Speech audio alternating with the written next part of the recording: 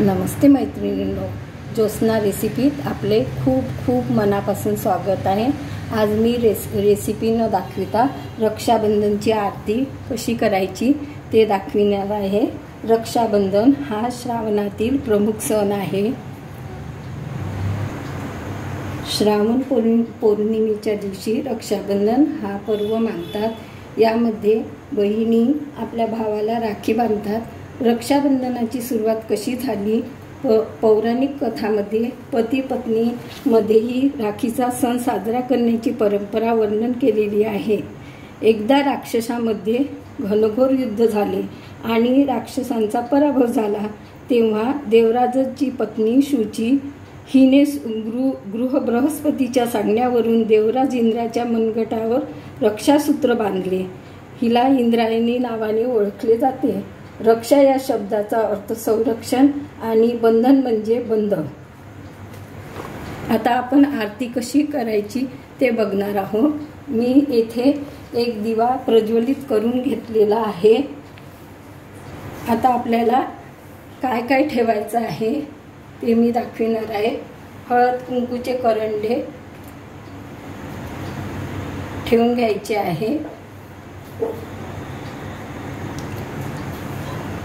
न तुटलेल्या तांदळाचे असे अक्षत करून घेतलेले आहे मी, हे ठेवायचे आहे। आणि हे भावाला कुंकू लावायचं आहे, ओलं करून घ्यायचं। ते ओलं करून घेतलेलं आहे आणि एका छोट्या प्यालामध्ये पाणी घेतलेलं आहे आणि फूल घ्यायचं आहे। म्हणजे भाऊ पाटावर बसतो त्यावेळेला ना पाटावर शुद्धीकरण करण्यासाठी। आणि येथे राखी घेतलेली आहे आणि एक पानाचा विडा, एक कपुरी पान घेतलेला आहे। त्यावर असा शिक्का ठेवायचा आणि अशी सुपारी ठेवायची आणि तो असा आरतीत ठेवायचा आहे।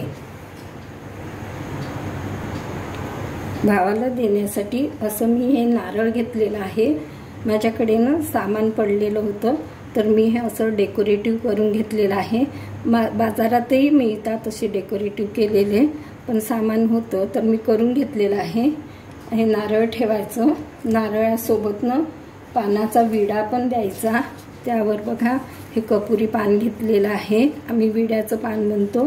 आणि त्यावर एक शिक्का ठेवायचा आणि एक सुपारी ठेवायची, असं पान द्यायचं। आणि केळं अवश्य द्यायचे।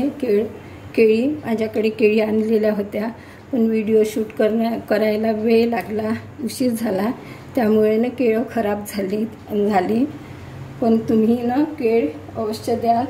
आणि वहिनी असेल तर ब्लाऊज पीस आणि असा विडा पाण्याचा आणि केळं, अशा प्रकारे आरती तयार करायची। भाऊ आपल्या बहिणीला काहीही गिफ्ट देतो, अशा प्रकारे बघा मी आरती तयार केलेली आहे। कशी वाटली तुम्हाला माझी पद्धत? कमेंट्स करून कळवा। पुन्हा भेटू नवीन व्हिडिओसोबत। तोपर्यंत मस्त रहा, खुश रहा, आनंदी रहा। धन्यवाद।